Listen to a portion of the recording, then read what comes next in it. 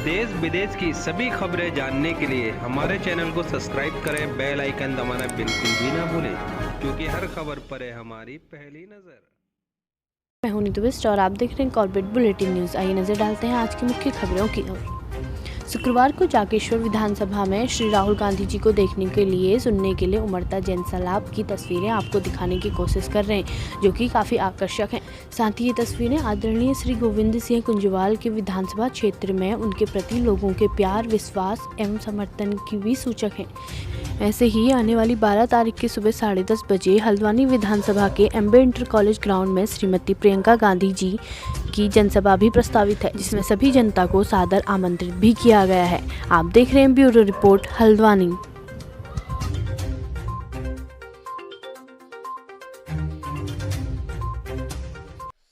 मगर हमारे मैनिफेस्टो में बहुत सारी और चीजें हैं। मैंने रोजगार, सरकारी रोजगार की बात की, मुफ्त में 200 यूनिट बिजली देने की बात, और किसानों और मजदूरों की मदद करने की योजना हमारी मैनिफेस्टो में है। अंत में आपसे कहना चाहता हूं कि हम किसी एक व्यक्ति की सरकार नहीं चलाना चाहते। हमें राजा नहीं चाहिए। हमें उत्तराखंड की जनता की, किसानों की, मजदूरों की, माताओं और बहनों की सरकार चाहिए। हम ऐसी सरकार चाहते हैं जो आपकी बात सुने, जिसके दरवाजे आपके लिए खुले हों।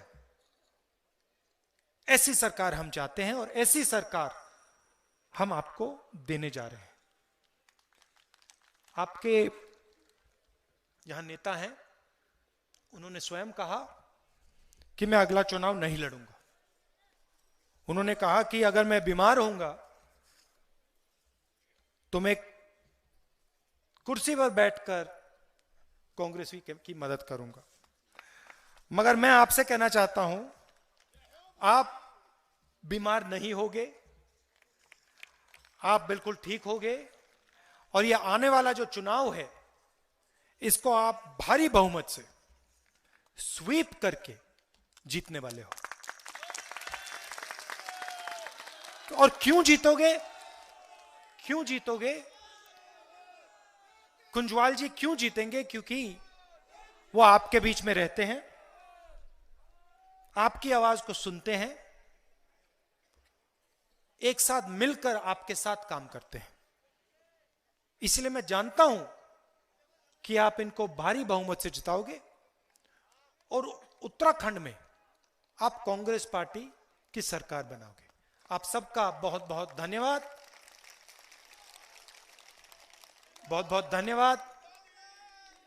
एक बात का मेरा दुख हो रहा है, मुझे दुख हो रहा है कि मैं यहां आया, इतनी सुंदर जगह है और मैं सिर्फ 1-2 घंटों के लिए आया।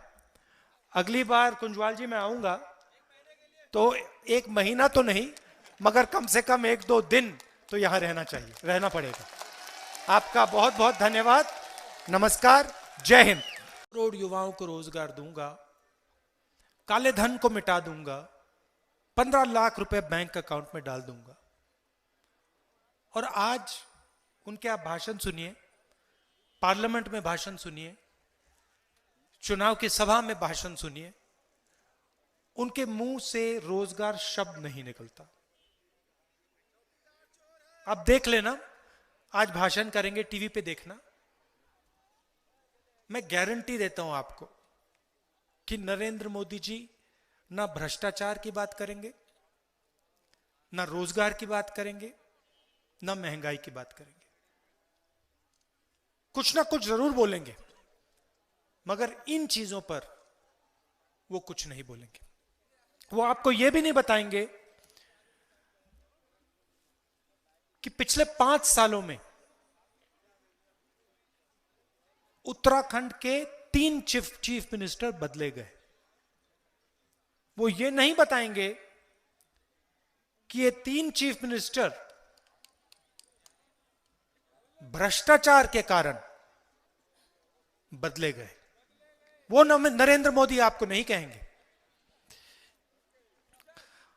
आज हिंदुस्तान में, सिर्फ उत्तराखंड में नहीं, पूरे हिंदुस्तान में युवाओं को रोजगार नहीं मिलता है।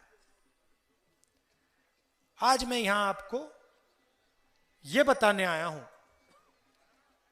कि हिंदुस्तान में रोजगार युवाओं को क्यों नहीं मिल रहा। कांग्रेस पार्टी होती थी, यूपीए की सरकार होती थी, तो हम जो छोटे कारीगर होते हैं, जो स्मॉल और मीडियम बिजनेस वाले लोग होते हैं, जो छोटे दुकानदार होते हैं, जो किसान होते हैं, हम उनकी सरकार चलाते हैं। हम अपनी पूरी की पूरी शक्ति इन लोगों की मदद करने में लगा देते हैं। नरेंद्र मोदी जी हिंदुस्तान के सबसे अमीर 5-10 अरबपतियों के लिए काम करते हैं। ये जो बड़े अरबपति हैं, ये देश को रोजगार नहीं देते हैं। रोजगार कौन देता है? रोजगार किसान देता है, रोजगार छोटा व्यापारी देता है, दुकानदार देता है, स्मॉल और मीडियम बिजनेस चलाने वाले लोग देते हैं। उन लोगों की मदद नरेंद्र मोदी जी नहीं करते हैं। मैं आपसे सवाल पूछना चाहता हूं, नोटबंदी